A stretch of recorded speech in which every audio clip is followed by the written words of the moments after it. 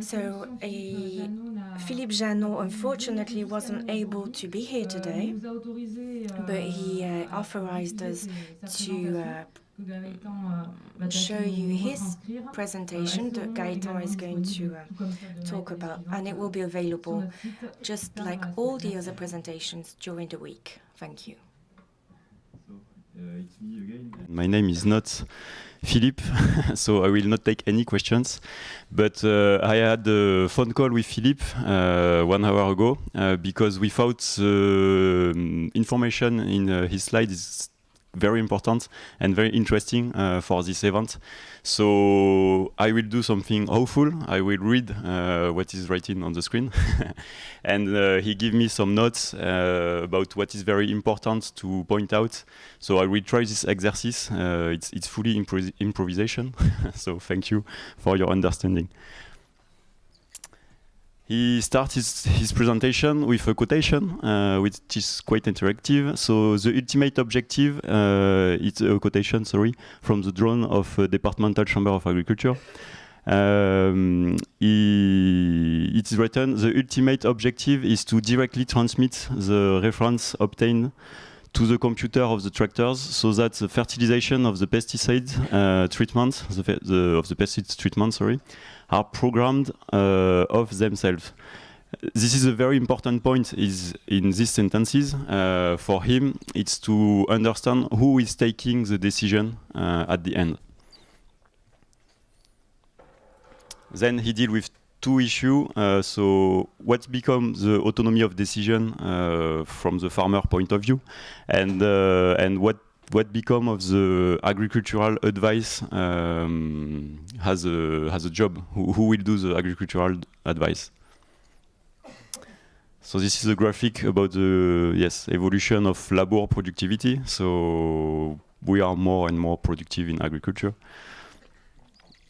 Then just a big view of the new technology who bring this productivity, this increase in productivity. So you have the robots, the data collection from sensors or any kind of device, and the data processing to help the farmers to take decision. And all this, there is a common work around the world to try to connect all these devices together with things like the Isobus standard that you might know in the tractors. So what about the autonomy of the decision? Yes, but most of the time we speak about big data. I will not go on each details of each slide, sorry. The interesting point, yes, are what's about agro equipment for him. So the message is who will handle the decision in the farm. Is it the farmers? Is it the people who deal with the agro equipment, or is it at the end the consumer or the prescriptor, like big supermarkets? Thanks to the traceability, because if you imagine that tomorrow we'll be able in a supermarket to understand the potatoes you are seeing in the supermarket, you can understand from which field is it from, what have been the treatments on it, what is the travel it made to go to the supermarket. At the end, you can you can imagine or you can think of who is taking the decision to plant these potatoes and to bring these potatoes to the supermarket. Is it the farmers? Is it the agro equipment maker or provider, or is it the final customers? This is a big question. And in this situation, so second question, what's become of the agricultural advice? So this is again a big view. So first you have a data collection at the farm level, then you can share this data and improve the value of this data at the territory level. Then you can process this data and add new value again to this data. And finally, thanks to this data, you can implement a decision who can be performed by the farmers or by new technology of agro equipment.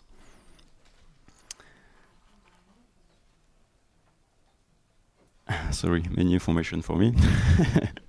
So So yes, this is again the point I told you before. What's about agro-equipment and who takes the decision?